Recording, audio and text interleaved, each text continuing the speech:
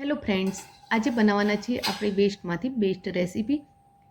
તો આ ગરમીઓની સિઝનમાં ક્યારેક ક્યારેક દૂધ ખરાબ થઈ જાય છે.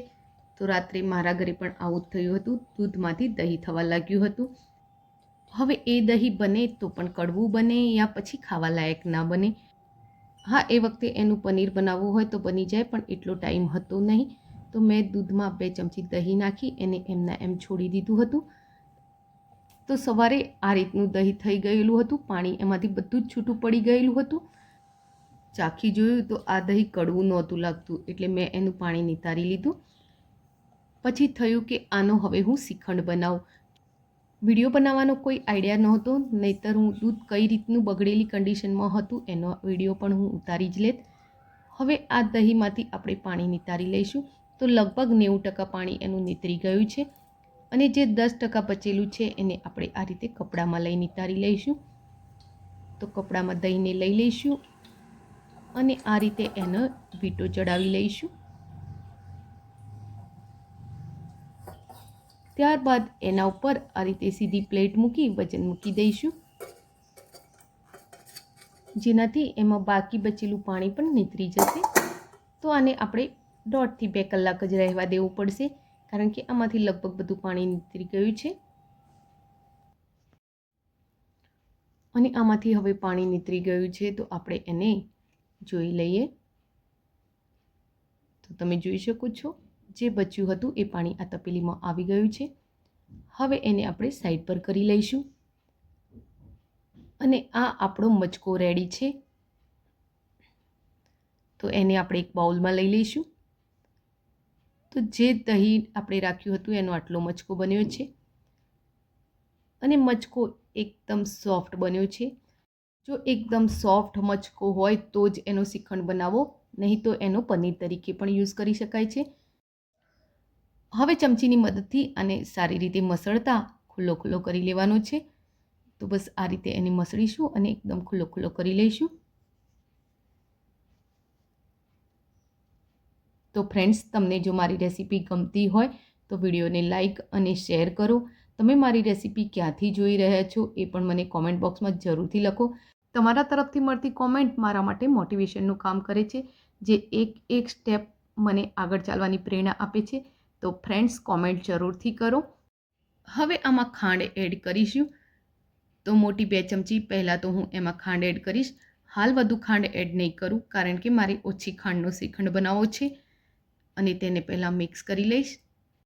શ્રીખંડ બનાવવા માટે રેગ્યુલર માપ છે કે 1 લીટર જો મોડું દહીં હોય તો એમાં 200 ગ્રામ ખાંડ જોઈએ. અને જો મચકો 500 ગ્રામ હોય તો એમાં 300 થી 400 ગ્રામ તમે ખાંડ મિક્સ કરી શકો છો.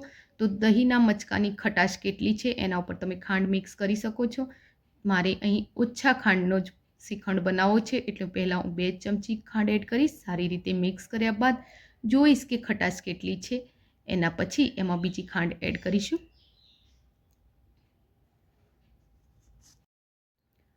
મચકા સાથે ખાંડ સારી રીતે મિક્સ થઈ ગઈ છે, તો એકવાર ચેક કરી લઈએ. અને જરૂર લાગે છે તો હજુ 1 ચમચી જેટલી ખાંડ એડ કરીશું. અને તેને સારી રીતે હલાવી મિક્સ કરી લઈશું.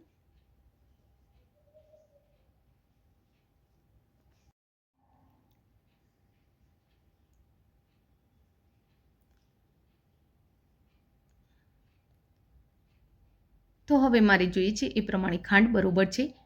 તો આપણે આગળ એમાં કેસરવાળું દૂધ એડ કરીશું. તો મેં થોડા કેસરના ધાગા દૂધમાં નાખી અને પહેલેથી પલાળી રાખ્યા હતા.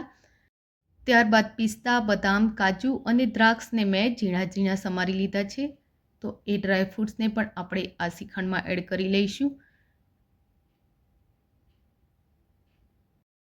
તેની સાથે સાથે આમાં વાટેલી ઇલાયચી પણ એડ કરીશું. તો 8 ઇલાયચી મેં આ રીતે વાટી અને પાવડર કરેલો છે.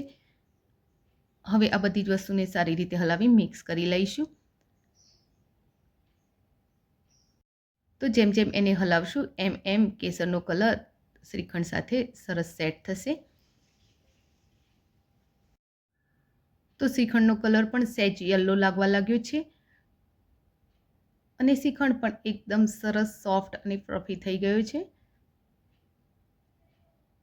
હવે આને વધારે ક્રીમી બનાવવા માટે આપણે આમાં 2 ચમચી ફ્રેશ મલાઈ એડ કરીશું. આ ઘરની જ એકદમ ફ્રેશ મલાઈ છે.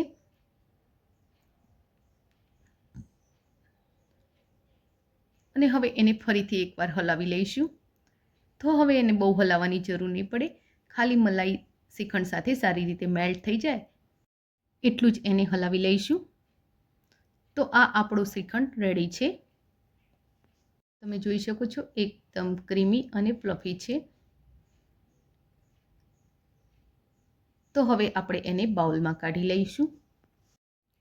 શ્રીખંડને આપણે હાલ જ હલાવેલો છે, એને પહેલાં ઠંડો કરીશું અને પછી ખાવા માટે તે રેડી કરીશું. તો એને આ રીતે પહેલાં બાઉલમાં કાઢી લઈએ. ત્યારબાદ એના ઉપર આપણે જે ડ્રાયફ્રૂટ્સ રેડી કર્યા હતા એમાંથી થોડાક બચાવીને રાખ્યા હતા એ આ રીતે ભભરાવી લઈશું. ત્યારબાદ એને ફ્રીજમાં સેટ થવા માટે મૂકી દઈશું. તો ફ્રેન્ડ્સ, આજની આ રેસીપી તમને કેવી લાગી એ કોમેન્ટ બોક્સમાં જરૂરથી લખજો. રેસીપી ગમી હોય તો વિડીયોને લાઇક અને શેર કરજો. આવી જ બીજી રેસીપી જોવા માટે મારી ચેનલને સબસ્ક્રાઈબ કરી લેજો. પહેલાં શ્રીખંડ બહુ જ ઢીલો લાગતો હતો અને ફ્રીજમાંથી કાઢ્યા બાદ કંઈક આવું લાગે છે. Thank you for watching my video. જય શ્રી કૃષ્ણ.